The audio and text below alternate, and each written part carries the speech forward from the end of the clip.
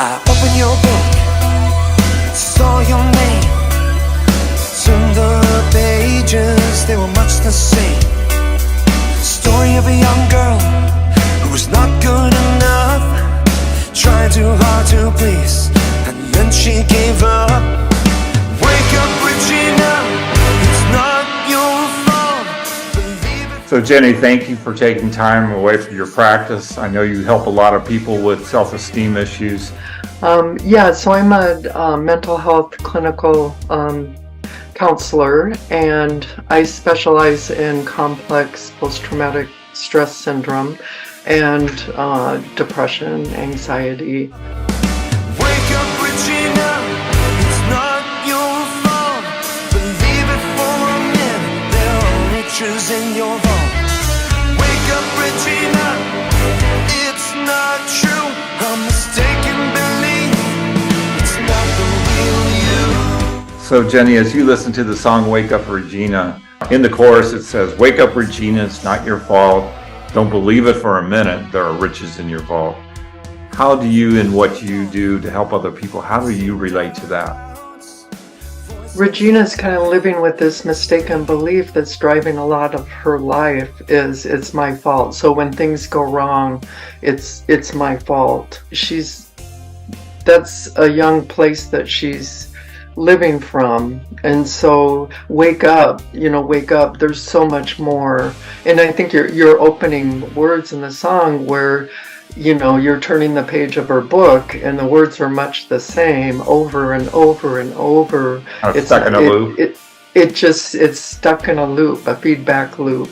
And this happens with trauma. It gets stuck in there, and then it goes to the thinking mind, and then it goes back and forth. So wake up. Waking up to you're so much more than your thoughts. You're so much more than your feelings.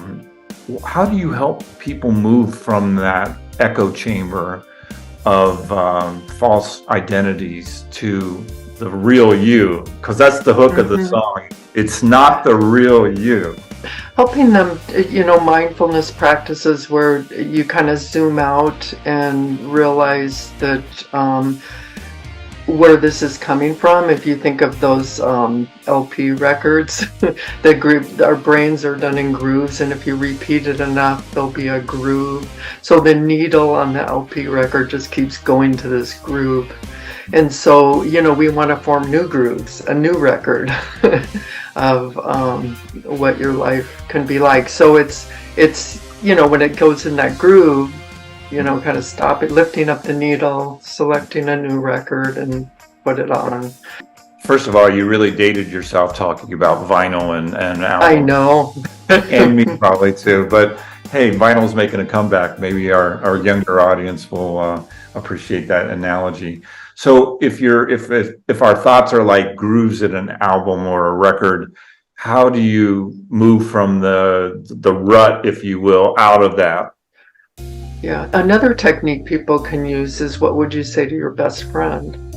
So if your best friend was thinking it was all their fault and they went through the exact same thing, or your kids, what would you say to them? And that self-compassion that you would have for them, bring it back on yourself. I love that. So it's kind of like cut yourself some slack, show some empathy.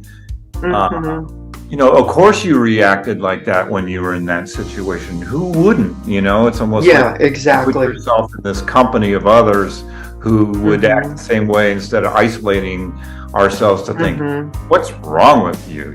Why did you do that, or why do you react that way? It's just fiction, not the real you, not the real you. I hope you know it's just fiction, not the real you. Like, what's the hope? What's the good news? What's waiting still for lives that feel trapped in this woe is me kind of attitude? The journey of self-compassion. I mean, so often, people that were abused, they have this harsh introject of the abuser that's kind of in their head. And so the good news is that the brain can change itself. You can change this. And if anyone's looking for help, further help, the therapies that can be really effective, there are many. The two I really enjoy working with and see being effective is internal family systems. Richard Schwartz is the founder. They can Google that and find a therapist in their area. Accelerated resolution therapy for trauma, complex PTSD or PTSD can be very, very helpful.